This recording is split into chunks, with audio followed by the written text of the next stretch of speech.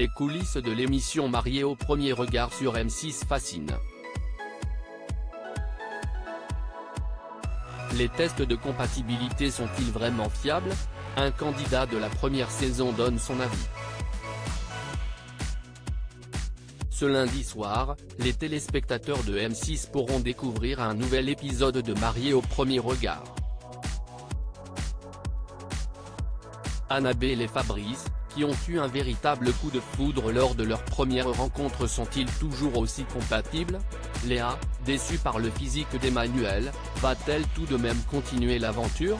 Comment va réagir Jessica, la Miss Univers Fitness du programme, quand elle découvrira que son futur mari a 10 ans de plus qu'elle? Benoît Michaud fait partie de ces candidats qui ont participé à la toute première saison de Mariés au premier regard. À l'époque, les participants ont passé les différents tests de compatibilité sans savoir qu'ils n'allaient pouvoir rencontrer leur futur partenaire que le jour de leur mariage. Dans cette saison, il y a eu des abandons et un non à la mairie. 7 ans après sa participation, le candidat accepte de revenir sur son expérience et il balance sur la compatibilité amoureuse estimée des experts. Les pourcentages de compatibilité, du marketing? En 2016, les experts de l'émission avaient trouvé à Benoît Michaud, Nathalie, une femme compatible avec lui à 87%.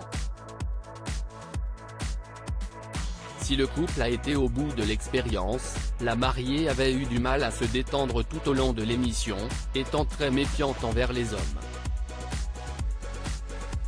Ils avaient finalement décidé de divorcer quelques mois après leur mariage.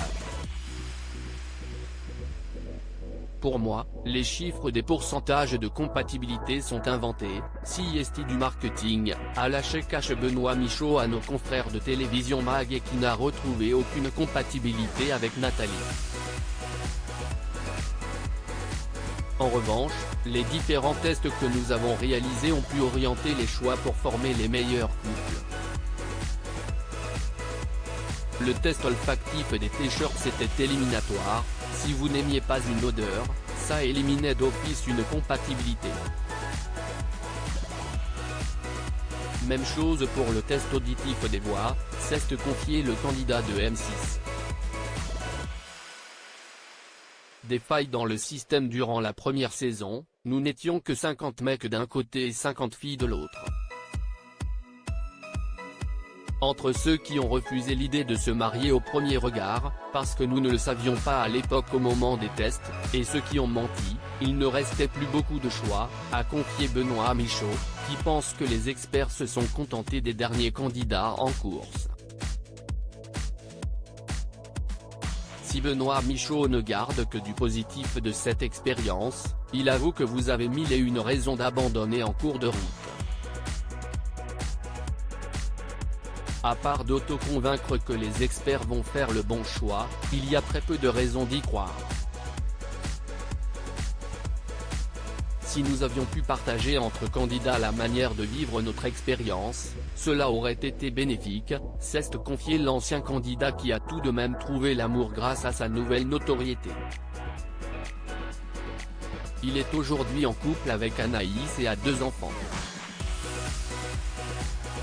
À lire aussi Mariés au premier regard, Cécile, Alain, Élodie, Delphine. Que deviennent les candidats de l'émission de M6?